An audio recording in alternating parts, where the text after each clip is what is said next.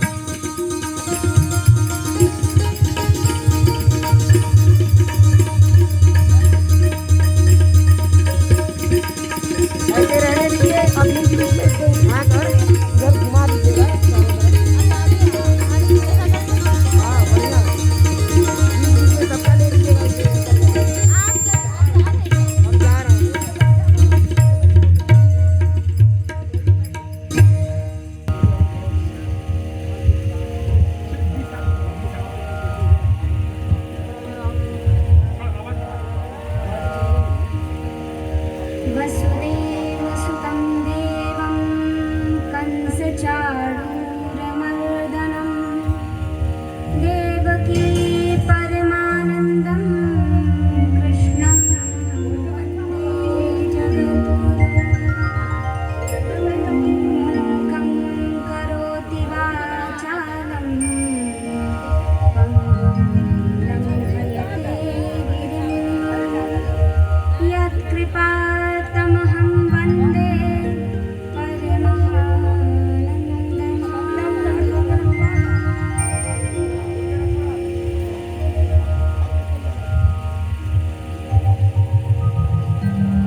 गुरुर्ब्रह्मा गुरुर्विष्णुः गुरुः देवो महेश्वरः गुरुः साक्षात् परब्रह्म तस्मै श्री गुरवे नमः।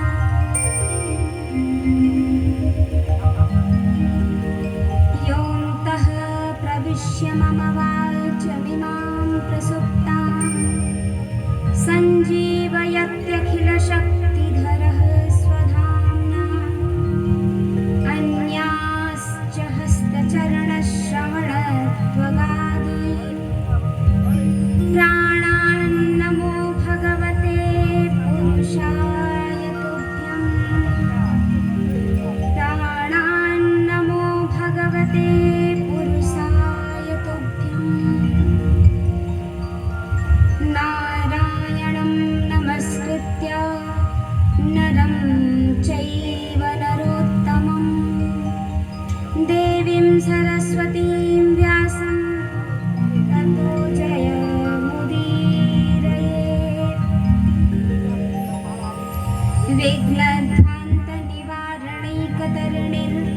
विघ्नाटवीहव्यवाट् विघ्नव्यालकुलाभिमानगरुणो विघ्नेयपञ्चाननः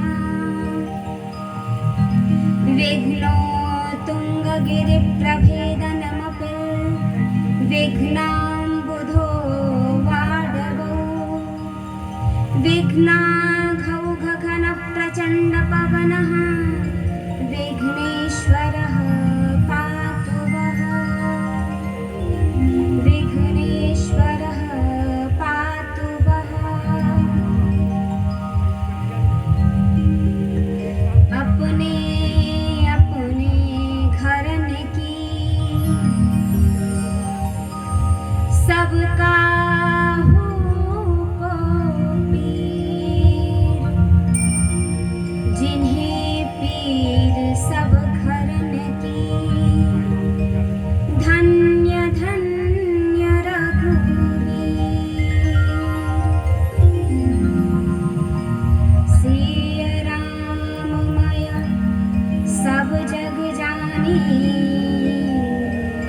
करहु प्रणाम जोरि जुग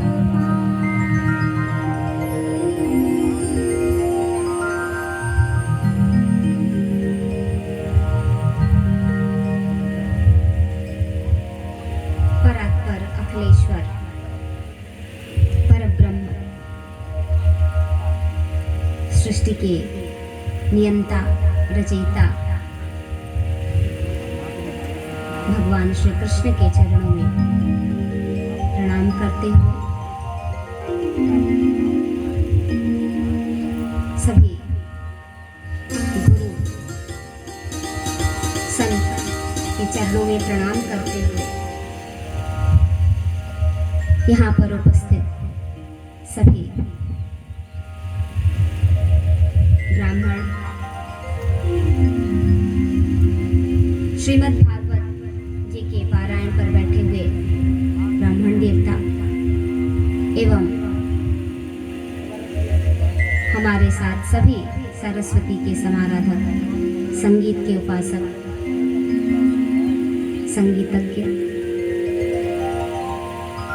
तथा समक्ष उपस्थित सभी भक्तजन,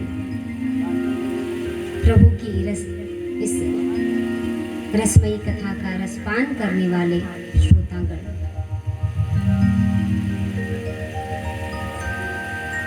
आइए हम सर्वप्रथम प्रभु का गुणगान करके तदनंतर कथा की ओर बढ़ेंगे, ताकि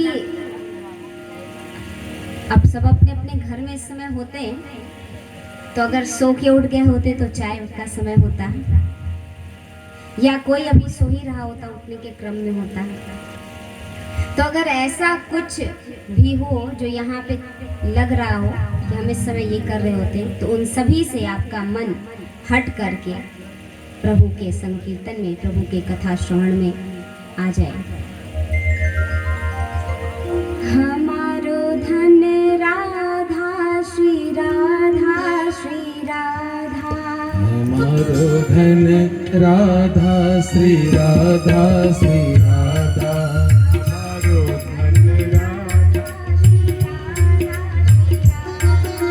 हमारो धन राधा श्री राधा श्री राधा, राधा राधा राधा राधा राधा परम धन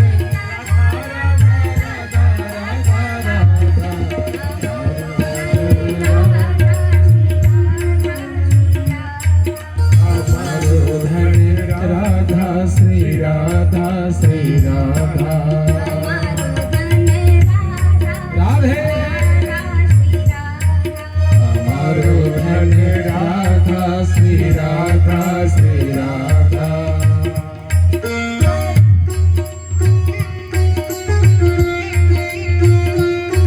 बोलिए राधा रानी सरकार की जय हो।